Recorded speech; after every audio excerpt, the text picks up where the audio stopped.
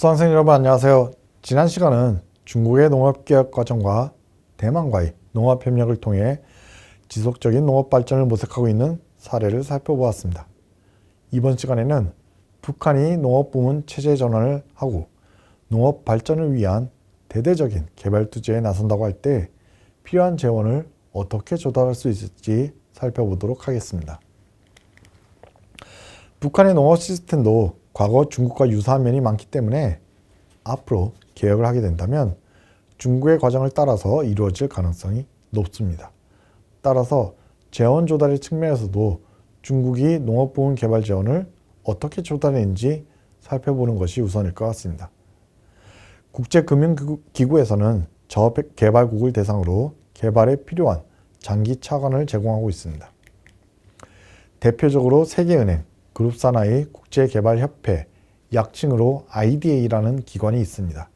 IDA는 일정 소득 수준 이하, 대체로 1인당 소득이 $1,200 수준에 미달하는 저소득국을 대상으로 빈곤 감축을 위한 개발 프로젝트 용도로 무이자로 장기 차관을 제공하고 있는데, 한국의 경우에도 과거 경제개발기에 IDA 자금을 활용한 바가 있습니다.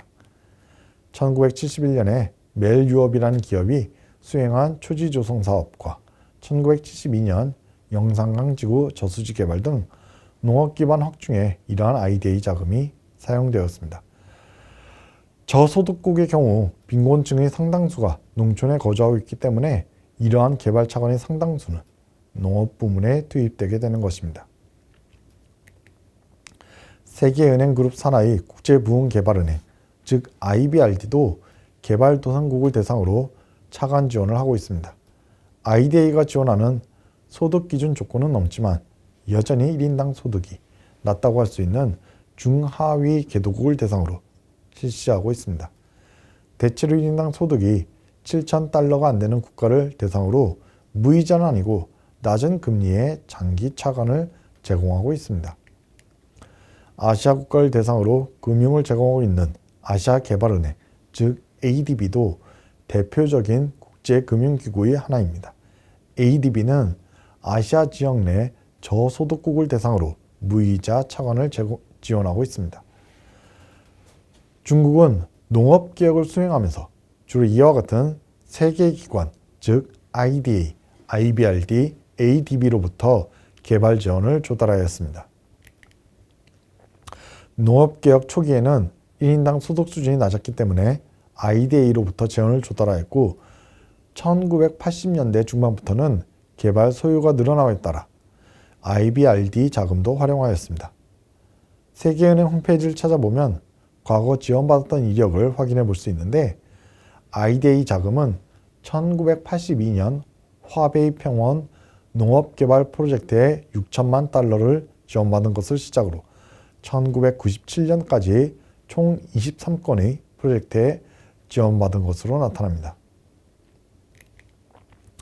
IBRD로부터는 1984년 농업교육 프로그램 프로젝트에 $6,800만 지원받은 이래 1999년까지 총 16건의 지원이 있었습니다.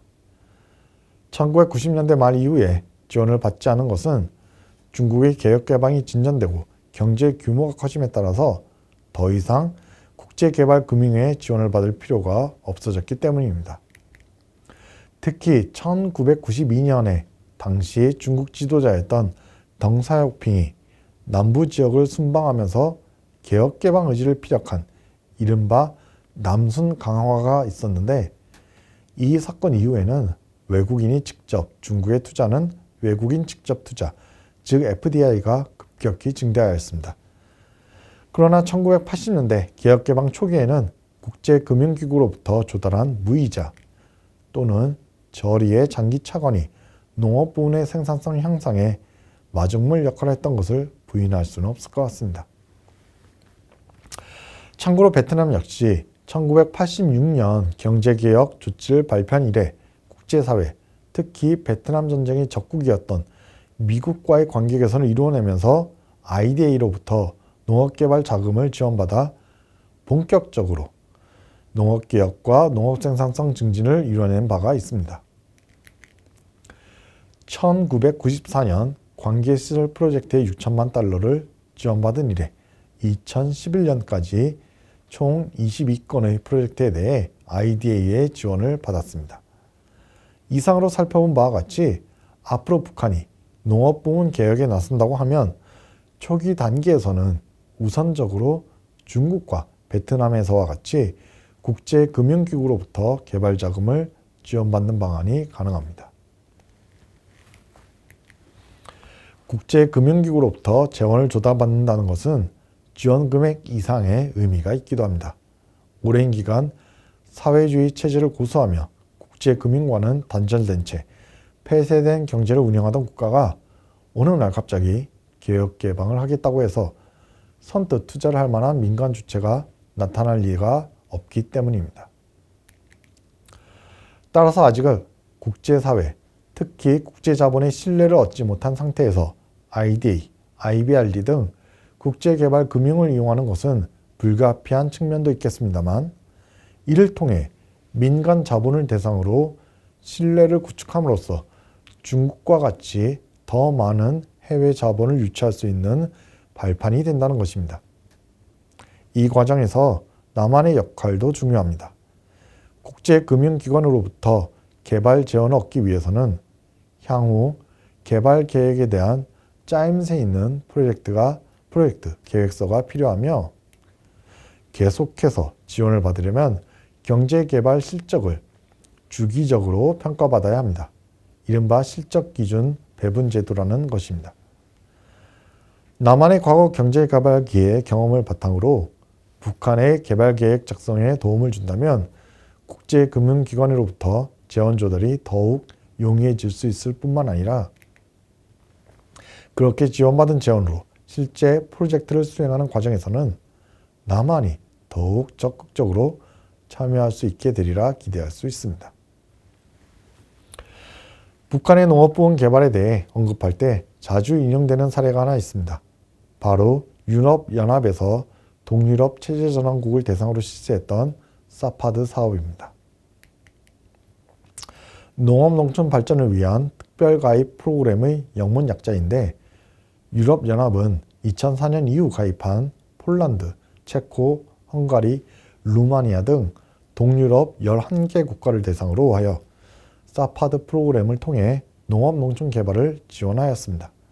이 사파드 프로그램의 특징을 살펴보면 조달한 재원을 통해 직접 사업을 운영하는 주체인 농가, 농업단체, 농업회사, 지방행정당국이 사업계획서를 제출하도록 했다는 것입니다. 예컨대 사파드 프로그램을 통한 지원 분야 중 농업경영체 투자 분야를 보면 헝가리에서 사업 공고를 한 결과 총 3,600여 건이 접수되었는데 그중 41%가량인 1,500여 건만 최종 승인돼서 지원을 받게 됩니다. 즉 사업계획서의 타당성을 평가하여 지원 여부를 결정하였다는 것입니다. 북한 지역에 대해서도 효과적인 농업농촌 개발을 하기 위해서는 이와 같이 당사자가 직접 사업계획을 짜도록 하는 것이 중요하며 그러한 의미에서 사파드 사례를 활용하여 북한 농업 개발을 하자는 이야기를 하는 것입니다. 이와 같이 북한에 대한 개발 협력이 이루어질 경우 북한의 생산 주체, 농민 또는 협동농장이 자체적인 개발 계획을 수립하는 것이 매우 중요해질 것이기 때문에 이 과정에서 남한의 관계자나 관계기관이 적극적으로 협력할 여지가 커질 것입니다. 북한이 국제금융기관으로부터 개발 지원을 조달하는 과정에서 실제 사업 주체의 역량을 강화하는 것을 지원하는 것이 매우 의미 있는 협력 방안이 될 수 있다는 이야기입니다. 앞서 말씀드렸듯이 국제금융기구로부터의 개발 지원은 초기에 국제 민간 자본의 신뢰를 얻는 데 있어 중요한 역할을 할 수 있습니다. 이 단계를 넘어서게 되면 즉 민간이 직접 북한 지역에 투자를 해도 좋겠다는 판단이 이루어지는 단계에 들어서게 되면 북한 역시 중국과 마찬가지로 풍부한 해외 자본을 통해 급속도로 경제가 성장하는 국면에 접어들게 됩니다. 본격적인 민간 투자의 초기 단계에는 민관 합작 투자, 방식의 투자가 이루어질 것으로 점쳐지고 있습니다. 민간 기관 단독으로 투자하는 것이 아니라 공공기관과 합작으로 투자함으로써 부족한 신용을 보강하는 방식입니다. 개발 재원의 일부는 민간 기업에서 되지만 나머지는 국제금융기구나 개별 국가의 공적 개발 자금이 투입되는 형태가 될 수 있습니다. 민간 참여를 유도하기 위해서는 공공 부문에서 선제적으로 북한 개발을 위한 특정 합작회사의 지분에 직접 투자하거나 후순위 대출을 시행하는 방안도 생각해 볼 수 있습니다.